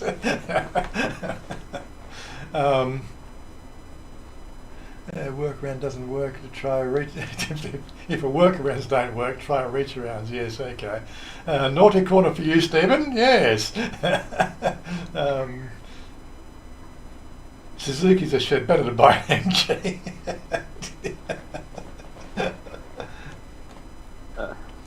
He's in fine form today. He's in fine form. Yeah, SV6. I'm not quite sure which model's the SV650. I'm not quite sure which one. I've never sort of got into Suzuki, so I'm not sure what the different models are. Yeah, I have my heart set on Kawasaki. I've owned Kawasaki most of my life. I do like the Kawasaki, but then again, my first motorcycle was a Honda. My second motorcycle was a Honda. My third motorcycle was a Honda. I went away from Honda. And again, got the Honda. I got to go and take the Honda in for service on Monday because it's got something wrong with the fuel system. I'm sure that can happen to my bike as well. But again, it's just one of those sort of things. The CB has sat, like it was perfectly all right when it was at our house. Then it went to Pa's house, right? Sat there for 6 months and got it back, and we just got these motor problems. What was he doing with it? Where was it staying? Where was it stationed? Where was it? Had the boys been riding? Because I know B rides it, but every time you get into the Fortuner, the engine light. If B's been driving the car, right? As soon as I get in, the engine light comes on. Every time, right? It takes 3 stop-start drives of about 20 minutes, right, to reset the car computer, just because he doesn't know how to drive, or he's just that bad a driver. He knows 2 accelerator position, foot on the accelerator, foot off the accelerator. And you know what that does to a car computer. Completely throw, what's going on here? It's got the complete wrong aspiration for the vehicle. It takes 3 restarts, 3 cold, run to hot, drive for 20 minutes, restarts of the computer system for it to recalibrate. And go through that every time he drives the car. It's crazy. Will he drive the MG? Absolutely not. You're not driving the MG. Anyway, we are wrapping things up. Any questions you got, hit us up before we go, and then we'll get out of here. Then I can reset my headphones and find out what's going on here. But anyway, what else? Todd will do, buddy. Yes, give people 30 seconds. I'm going to get the closing screen. I actually got to recode the closing screen. I think we're a couple of new channel subscribers as well that have popped up in the last 30 days. I'm going to need to add to the list, but I need to redo that list as well. Had no super chats for so long. It's all right. No super chats. I'm going to take all the super chatters off the list. So there you go. White both hasn't been on today. Except for you both. He'll stay on the list. Slackers. Anyway, closing screen. Where we got the closing screen button. No, I'm waiting for Stephen to say, "Play the music, get off." He hasn't done his bit. Gonna have to sack him. Hang on, Stephen. Tell us. We won't do it until you tell us. No, that's it. He's not going to play ball. No, he's not going to do it. I've given him too much grief today. Play us out, Maestro. There you go. Excellent. Thanks, Exnar. Okay, we're out of here. We'll catch up with you next week, and stick around for some videos and check out the videos from last week. The whole thing.